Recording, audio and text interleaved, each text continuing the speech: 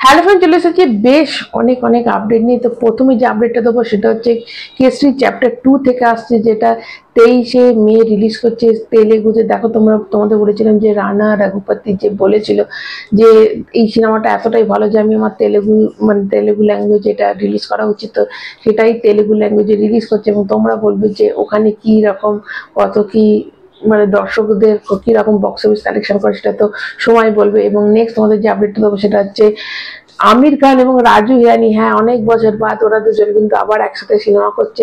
একটা ওনাকে স্ক্রিপ্ট শোনানো হয়েছিল, একটা গল্প নিয়ে গেছিল আমির খানের কাছে। আমির খানের ভীষণ পছন্দের কাছে, তো দুজনে সিনেমা করবে। যে সিনেমাটা কিন্তু এবছর না সামনের বছর থেকে তারা শুটিং স্টার্ট করবে, এরকমটা শোনা যাচ্ছে। তো অনেকে বলছে এই সিনেমাটা কিন্তু পিকে 2 এটা বলছে। তো পিকে 2 কিন্তু এখনো কনফার্মেশন হয়নি যে পিকে 2টাই হবে কিনা, এবার দেখা যাক, যে সময় অপেক্ষার সময় বলবো। কিন্তু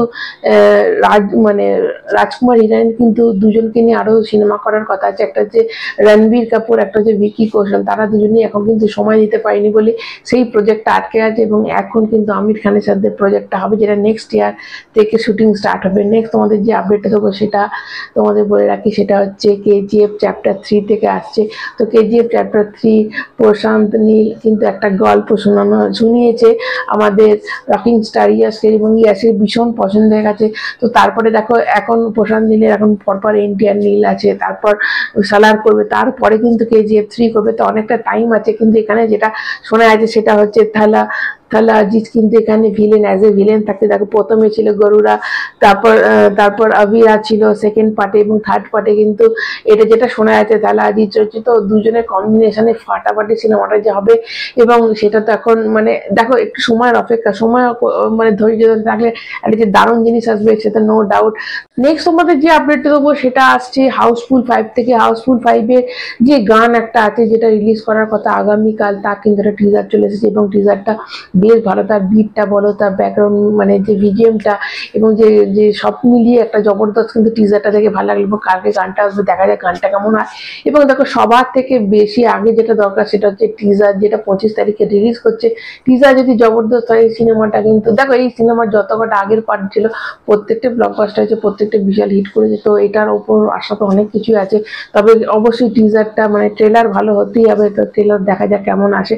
নেক্সট তোমাদের যে আপডেটটা দেবো সেটা এনটিআর নীল থেকে আসছে, যে ড্রাগন নাম সেটা রুক্মিণী ভার্সন এনটিআর এর অপোজিটে রয়েছে। এবং আর একটা শোনা যাচ্ছে যে রশ্মিকা মন্দানাকেও কিন্তু নেওয়া হচ্ছে। এটা কিন্তু কোনো সবটা থাকবে না, কিন্তু একটা ছোট ক্যামিও থাকবে, কিন্তু ইম্পর্টেন্ট রোলে কিন্তু রশ্মিকা মন্দানা থাকছে। দেখো, ভার্সন নীলের সিনেমাতে এমনিতেই নায়িকা কিন্তু থাকেই না, তো এখানে দুটো নায়িকা আসবে, দেখা যাক যে কিরকম কি কোন দিকে যায়। নেক্সট তোমাদের যে আপডেটটা দেবো সেটা হচ্ছে AA22 আল্লু অর্জুনের যে সিনেমাটা, আল্লু অর্জুন এবং অ্যাটলি যে সিনেমাটা, সেটা কিন্তু রিলিজ ডেট তারা ফাইনাল করে দিচ্ছে। সেটা হচ্ছে পোঙ্গাল 2027, হচ্ছে জানুয়ারি মাসে 2027। কিন্তু এটাতে সব থেকে মুশকিল হয়ে গেল কিং সিনেমাটা। দেখো, কিং সিনেমাটা কিন্তু নয় একদম 2026-এর শেষে রিলিজ করার কথা ছিল, বা 2027-এর শুরুতে। তো 2026-এ যদি ক্রিসমাসও রিলিজ হয়, তাহলে কিন্তু মাসে হাতে 20টা দিন, তবে 20টা দিনের মধ্যে কিন্তু একটা এত বড় সিনেমা রিলিজ করছে। তো কোথাও যেন শাহরুখের কিং সিনেমাটা যদি আরো এগিয়ে না আসে, তাহলে কিন্তু খুব মুশকিল পড়ে যাবে। তো এটাই দেখায় যে শাহরুখের কিং সিনেমাটা কবে হয়। তো নেক্সট আপডেটটা কিং থেকেই আসছে। তো কিংয়ে কিন্তু Anil Kapoor as a mentor হিসেবে ঢুকে যাবে, শাহরুখ খানের মেন্টর হিসেবে থাকবে। অনেকজনকে কাস্টিং লুক টেস্টের জন্য করা ছিল, ফাইনালি কিন্তু অনিল কাপুরের ক্যারেক্টারটা ফেসটা ওর সাথে সব থেকে বেশি ক্যারেক্টারটা ম্যাচিং করেছে, এবং অনিল কাপুরকে নেওয়া হয়েছে। অনিল কাপুর শাহরুখের মেন্টর, এবং শাহরুখ একজন কিলার টাইপের একটা রোল থাকছে। এবং এখানে দীপিকা পাডুকোনের এক্সটেন্ডেড একটা ক্যামিও থাকবে, যেটা হচ্ছে শাহরুখ খানের গার্লফ্রেন্ড হিসেবে থাকবে, এবং কোথাও কি ওর মা হিসেবে থাকবে কিনা এখনো জানা যায়নি। আমি সুহানা খানের কথা বলছি। তো এবার সেটাই দেখার। তবে এখানে কিন্তু আশাদ বার্সি থাকছে, এবং জয়দীপও থাকছে। তো অনেক বিশাল বড় একটা কাস্ট, এবং একটা বাল্ক হিসেবে সবার কাছে একটা বাল্ক হিসেবে অনেকটা বেশি ডেট সবার কাছে চেয়ে নেওয়া হয়েছে। এবং শোনা যাচ্ছে 100 দিনের একটা শুটিং আছে, যেটা নেক্সট মান্থ থেকে কিন্তু শুটিংটা স্টার্ট হবে, এবং নেক্সট উইক থেকে শুটিংটা স্টার্ট হবে। এবং 100 দিনের মধ্যে কিন্তু সিনেমাটাকে শেষ করা একটা কিছু ব্যাপার আছে। এই সিনেমাতে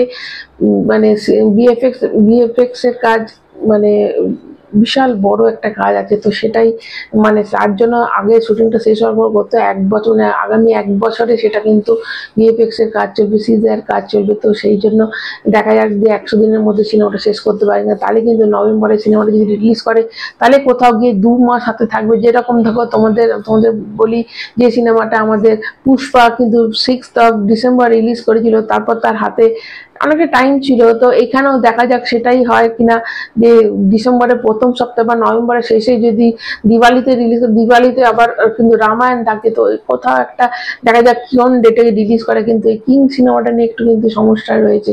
এবার তোমাদের যে আপডেটটা দেবো সেটা আসছে হনুমান থেকে, মানে জয় হনুমান, যেটা ঋষভ শেট্টির সিনেমা, সেখানে কিন্তু নেক্সট উইক থেকে সিনেমার শুটিংটা স্টার্ট হবে। এবং দেখো ঋষভ শেট্টি এবং আমাদের রকিং স্টার ইয়াস, এরা দুজন কিন্তু খুব প্রমিসিং অ্যাক্টর। কানাডা ফিল্ম ইন্ডাস্ট্রিটাকে এরা কিন্তু যথেষ্ট উঠাচ্ছে ওপরে। তো এটাই মানে এবং প্রশান্ত মামা এখন মা কালী সিনেমা শুটিংয়ে ব্যস্ত আছে, এবং ওটা কমপ্লিট হয়ে গেলে নেক্সট মান্থ থেকে কিন্তু স্টার্ট হয়ে যাবে দ্য হনুমান যে শুটিংটা।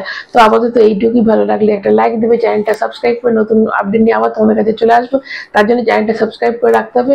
সবাই ভালো থাকুন, টাটা।